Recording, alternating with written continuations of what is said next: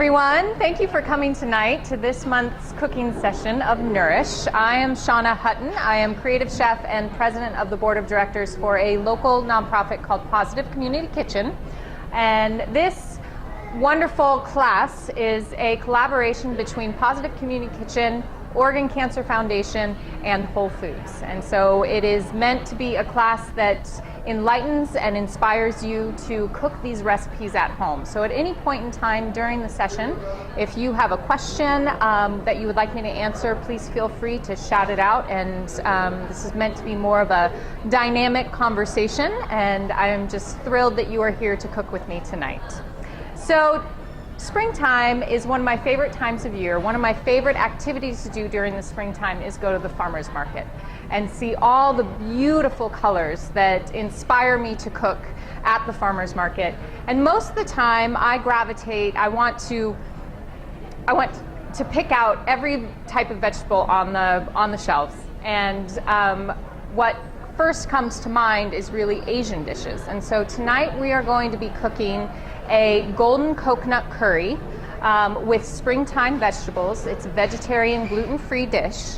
And it is a lovely deep flavor of turmeric and curry, and it highlights a lot of those wonderful, fresh, locally sourced vegetables that we find at the farmer's market. From there, we're going to move on, and for our sweet treat, we're going to do a strawberry rhubarb oat bar that highlights the sweetness of spring, everything that we love about spring, including rhubarb and strawberries. And so to get started, we're going to get working on our curry.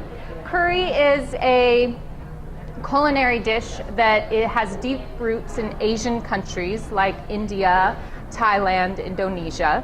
It usually incorporates a curry paste, which is made out of peppers and lots of spices.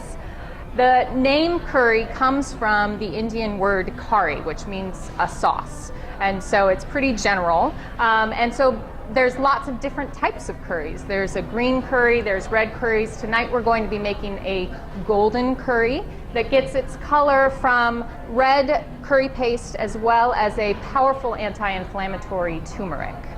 And so usually, or a lot of recipes, a lot of curry recipes suggest that you take your pot, you put your sauce together, you chop your vegetables, you throw it all into the pot, and you stew it all together. We're going to be doing something a little bit different tonight. We're going to be cooking our vegetables in stages, and we're really doing it for three reasons. Number one, we want to highlight each vegetable. And number two, we really want to deepen those flavors and get a nice, rich flavor profile from the sauce.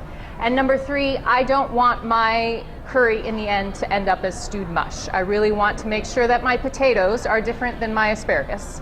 And so we're really going to stage these vegetables out and help enhance the flavor. And that is one of my cooking tips for tonight, is really if you take those extra steps in a lot of the recipes that you make in your kitchen, it really deepens the flavor profile of your food, it makes the food taste better, and it makes you a better cook. So if you put a little love into it and take those extra steps, it really makes a difference in your cooking. So to start off, we are going to start off with our potatoes. Our stage one vegetable is going to be our potatoes. I have some potatoes here. I have some red potatoes that I'm using, and I've chopped them into bite-sized pieces. I've got one here, and I'm going to chop it into bite-sized pieces. I have about 4 potatoes here. Potatoes are actually highly nutritious, high in fiber, and lots of vitamin and minerals within the potato. Potatoes tend to get a bit sticky when you put them on the pan and you roast them. So I'm going to do a couple things to help me out with this. Number one, I'm going to line my pan with tin foil, which is going to help with the cleanup process in the end. And number two, I'm going to drizzle on some olive oil, not only on my potatoes, but I'm also going to drizzle on some olive oil on the bottom of my pan. And what's that going to do is the fat from the olive oil is going to help golden brown those potatoes, but it's also going to create kind of a barrier between this and the tin foil, and so it's not the potatoes aren't going to stick. So we have our potatoes.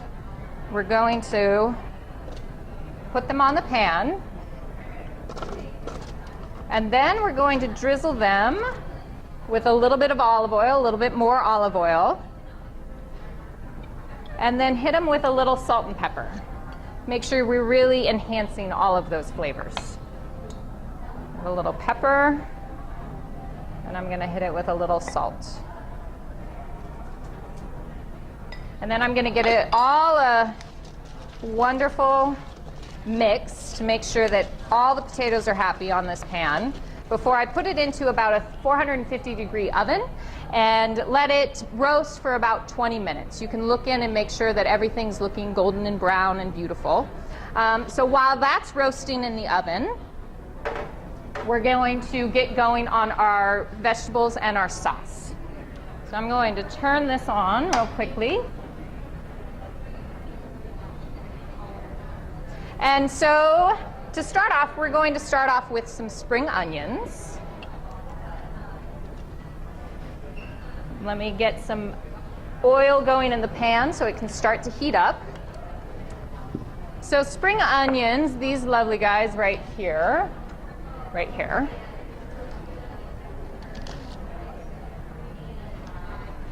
What we're looking for with our spring onion, it has a little bit milder of a flavor in the onion family. It's a little bit sweeter.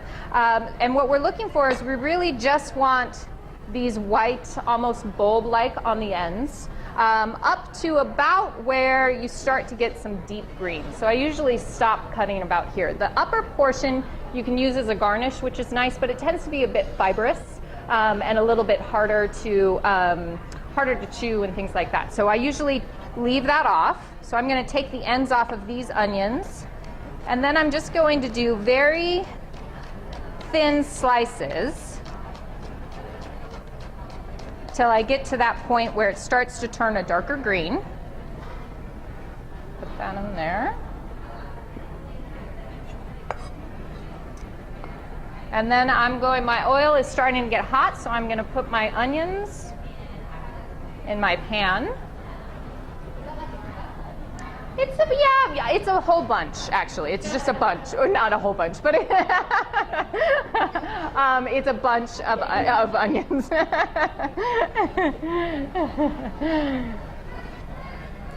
And so we have our onions in the pan, and they're starting to soften. And so with these onions, we're going to start adding our flavor profile. And so we have some garlic. We talked about garlic before. Garlic is a very powerful anti-inflammatory. It also has antibacterial and antiviral components in it, and so it really helps to ward off diseases, including common colds, flu, all that kind of stuff. So it's a great addition to your diet. Right now I've got about 3 cloves of garlic going into this pan. And it's already starting to smell that fragrant, sweet onions. Those onions are starting to get caramelized and lovely. We're going to add another flavor component and nutritional component. We're going to add some ginger. Ginger usually comes, we're going to add just a little, I've cut up about an inch nub of the ginger. It usually comes in a form similar to this. And what you do is you just break off a piece, about an inch. You can take your spoon and start to peel that skin off, just like that. And it comes off usually pretty easily. And then from there, you're just going to mince it up. And so I'm going to throw my ginger in with my onions and my garlic. Turn down the heat a little bit. Go. Perfect.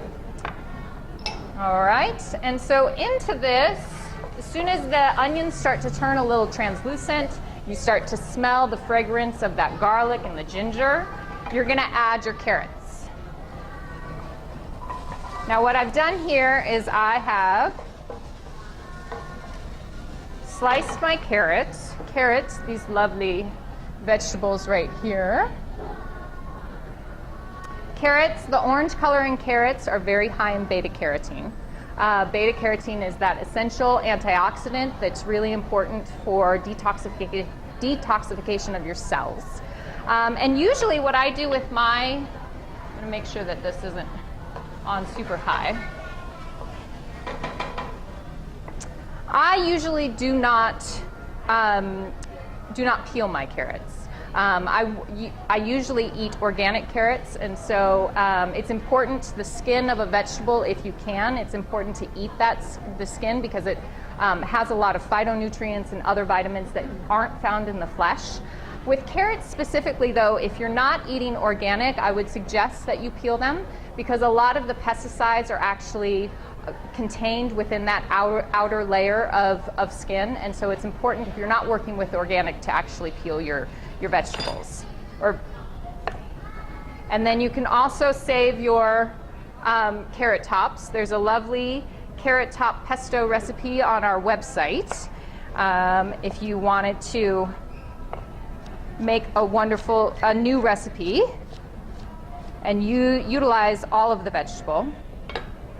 So we're going to take our carrots. We've got our carrots going here. And this is just going to take a couple minutes. There we go, if I don't turn the heat off.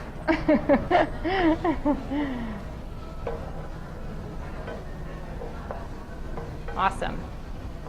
So these are looking good. Our carrots are starting to soften a little bit and starting to cook. And then from here, let's see here, our next vegetable we're going to utilize in this spring is some asparagus. Asparagus is a green vegetable, so it's high in chlorophyll, which is a very good nutrient for helping your cells to detoxify. It's very high in vitamins and minerals and phytonutrients, so we're going to throw our asparagus in here. We're also going to use red pepper. And red pepper, it's red color, similar to carrots and things like that. Those red colors and orange colors, they're high in beta carotene. And so we're going to throw that in there. And large chunks is really what I'm looking for, some bite-sized chunks. And then I have a whole bunch that I've already pre-cut here.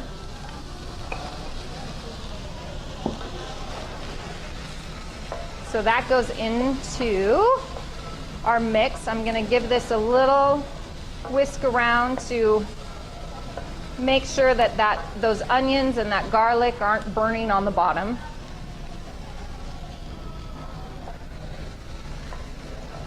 Wonderful.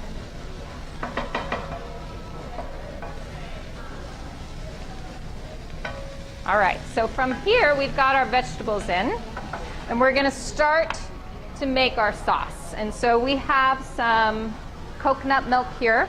Coconut milk is a wonderful immune booster. It's high in what's called lauric acid, and so it helps ward off diseases and viruses, as well as good in cancer prevention. So we're going to put in, this is about 3 cups, which is just shy of 2 cans of coconut milk. Those flavors are really starting to develop. Smells amazing. All right, so we're going to add our coconut milk in here.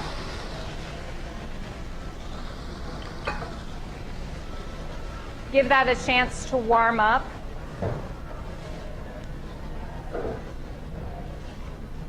To our coconut milk, we're going to start adding in some of our other components. So we have, this is a red curry paste. So like I said before, curries are usually made of ground up chilies along with some other spices. I particularly like this brand of curry paste because it tends to be a little bit more mild than other brands out on the market. And you can really cater your food to how you like it. If you want a little bit more heat and spice, you can add a little bit more. If you don't want as much, then it has a mild flavor, so you just add a little bit less. So now I'm going to add about 2 big heaping tablespoons of this curry paste in there. And we'll have a chance to try it, make sure it tastes good.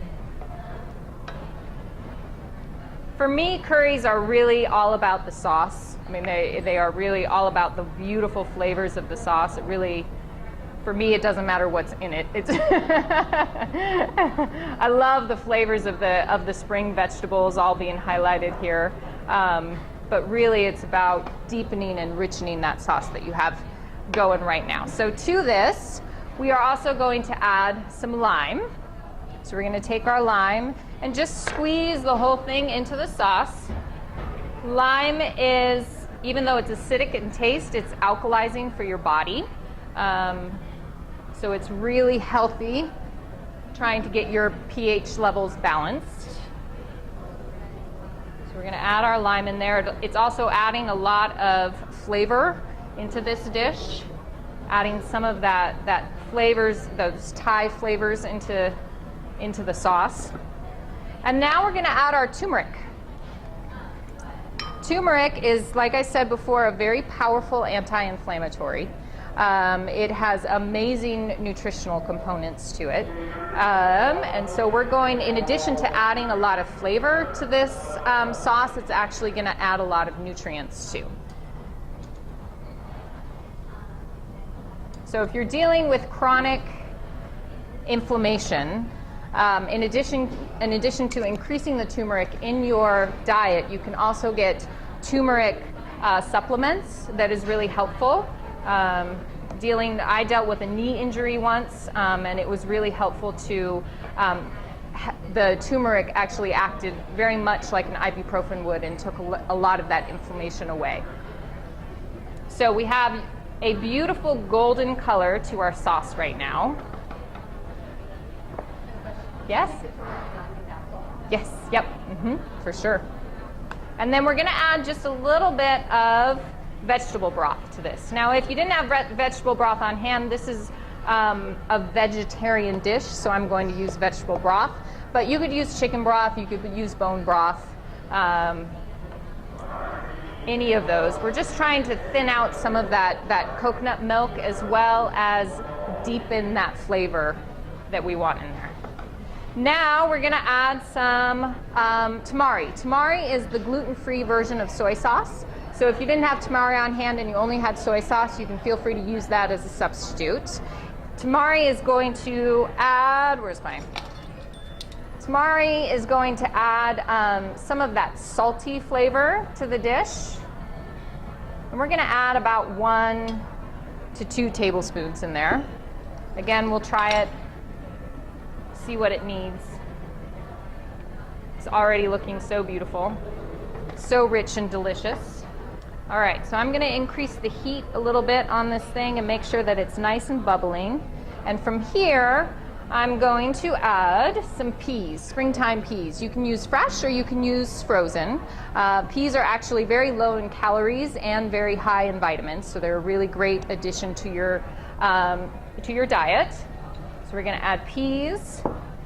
Frozens were the ones that I had on hand tonight. So peas are going in there, and we also are going to add our potatoes. So our potatoes have been roasted in the oven. We take them out of the oven, and then we're going to put them in here. They're nice and golden brown. The potatoes are in this dish really to add nutrients, yes, but because it is a vegetarian dish, I wanted that meaty texture in there, and so it's really going to help satisfy that craving and add some bulk to the dish as well. So we have our potatoes in there, and then, because I always try and sneak in leafy greens as much as possible, we're going to add some spinach. And so probably about two cups of spinach into this dish. Leafy green vegetables are really the food that brings you the most vitamins, the most nutrients. And so, like I said, I try and sneak it in as much as possible, whether it's smoothies at breakfast time or a salad in the afternoon or looking at a dish like this. I can probably add a little bit of spinach to it, and it can really increase the nutrient component to your dish. So we're going to toss a few in there. It's not science, we're just getting it to wilt. Oh my goodness, this is amazing. Okay, so we are pretty much done. We're gonna let this just marry the flavors for about a minute. I'm gonna try the sauce and make sure it doesn't need any salt and pepper or anything like that.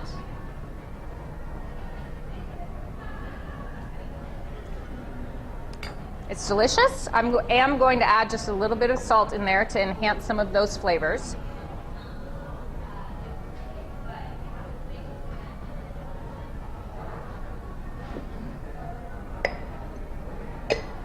And then I'm going to give it a whirl, let it set. Now you can serve this with a wealth of different things. If you wanted to do noodles, you could do noodles, rice noodles. If you wanted to do zoodles, you could make some zoodles and put this on top. It would be delicious. If you wanted to do quinoa, you can do that as well. Tonight, what I've done and how I plan on serving it is with some black rice. Now, rice comes in, there's many different types of rice, from white rice to black rice to wild rice. I love the aesthetics to this black rice, but mainly what you need to know about rice is the more color the rice has, the better it is for you. So white rice has been stripped of its husk. It really has very little nutritional components to it at all. Brown rice still has the husk. It has a lot of protein, a lot of vitamins. Black rice has even more antioxidant components, and so that's an even richer, more nutrient-dense type of rice. And wild rice is the same way. So the darker the rice is, the better it is for you. And so I tend to cook a lot with black rice, just because it has all of that nutrition in it as well. And so what I'm going to do, if you were going to serve a crowd, is I'm going to lay a bed of this black rice on here.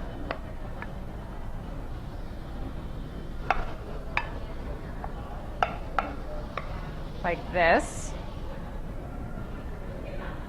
And then we're going to take our lovely sauce. And if I do this gracefully, but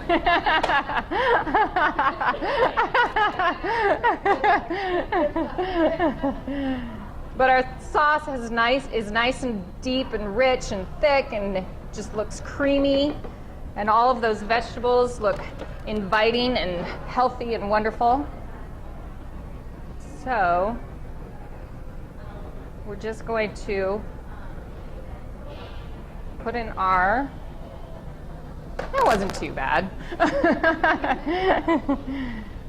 And so we have our vegetables here. Now to garnish this, I'm going to add just a little bit of crushed cashews. Cashews are a really great nut for snacking. They are the lowest fat nut, and the fat that it does have is all heart-healthy fat. And then I'm also going to garnish, if you want, with some slices of lime. Wonderful. This looks so good, so delicious. And then you could also put a little cilantro on there if you wanted to. It would be a great addition to the garnish as well.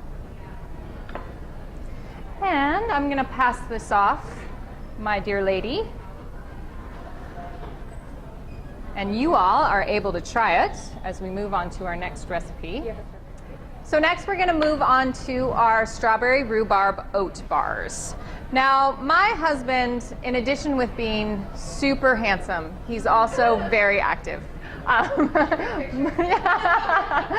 But he does have heart disease that runs in, early onset heart disease that runs in his family.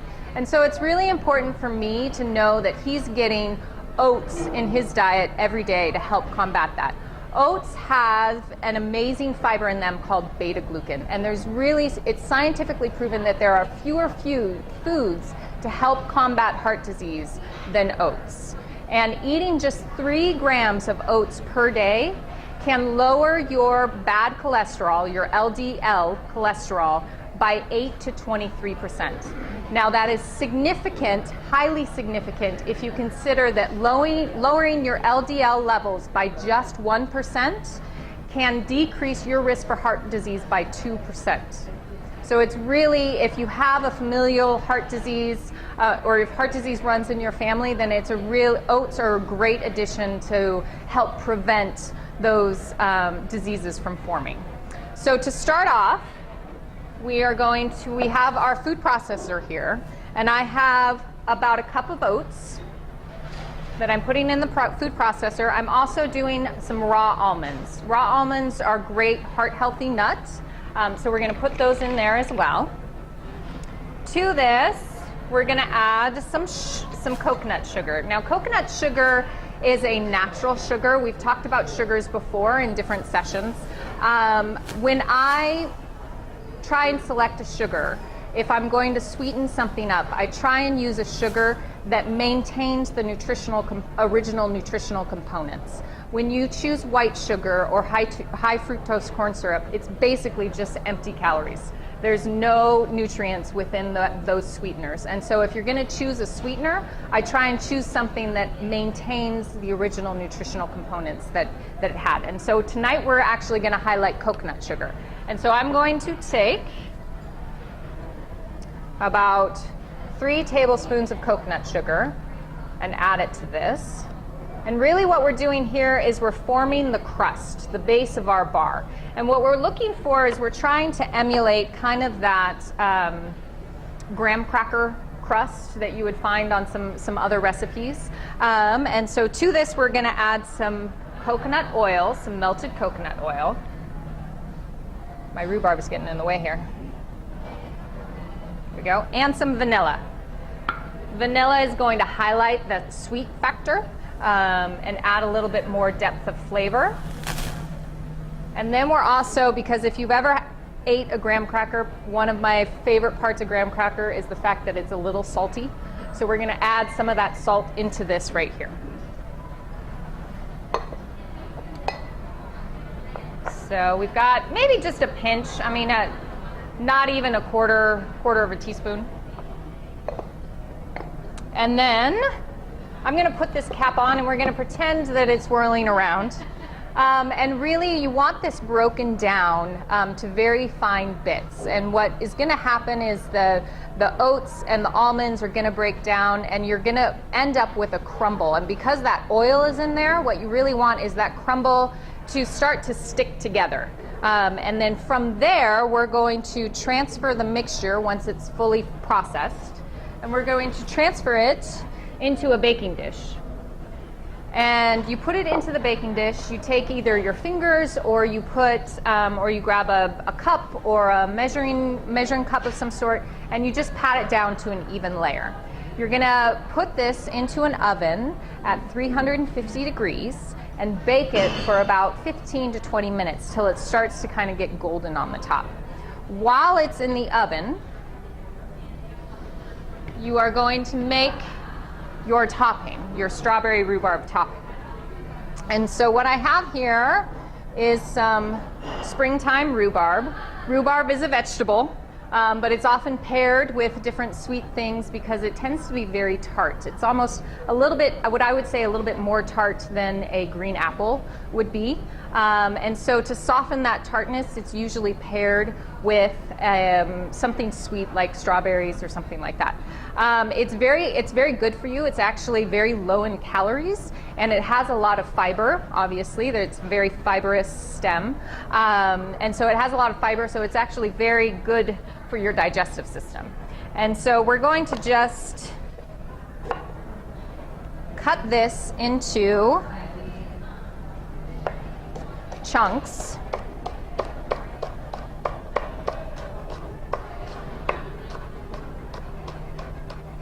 Cut it into chunks. We have about 2 cups of it. And so what I've done is I've cut it into chunks and I've cut about 2 cups, which worked out in my rhubarb world to be about 4 steps. So we have that. Now we're also going to add some strawberries. Most berries are very high in antioxidants. really healthy for you. And so we're going to cut these into similar bite-sized pieces. And I have about a cup, a heaping cup of strawberries that I'm going to add to this mixture with my rhubarb. To this, I have some orange juice. And I'm going to add about a 1/4 cup.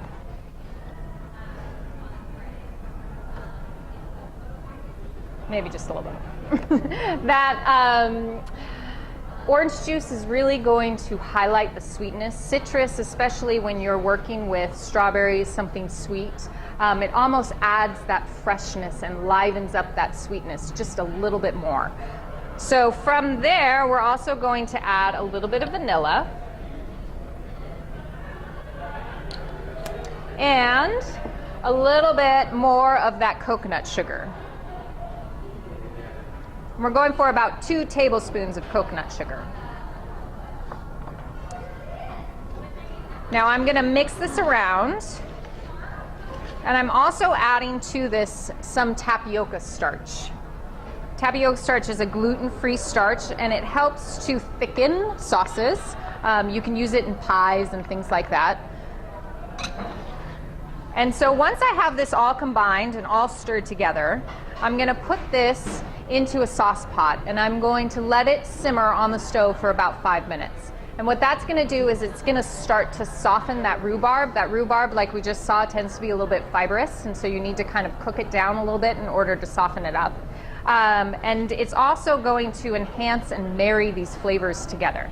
And by the end of that 5 minutes, you have a beautiful, what looks like a compote of strawberries and rhubarb, and that caramely sweetness from the coconut sugar really enhances all of it.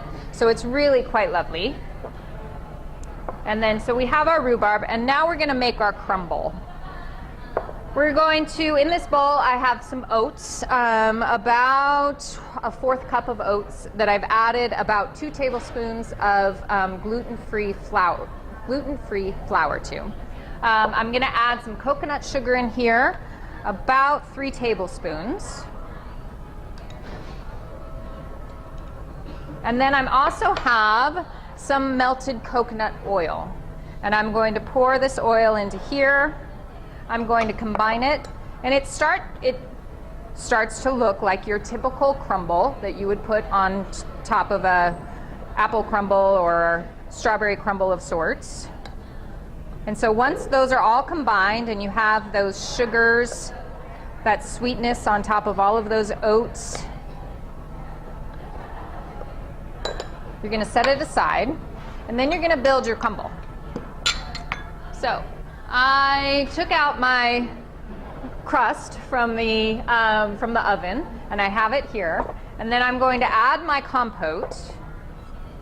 Pardon me, I'm going to center this. I'm going to add my compote on top of my crust, like that.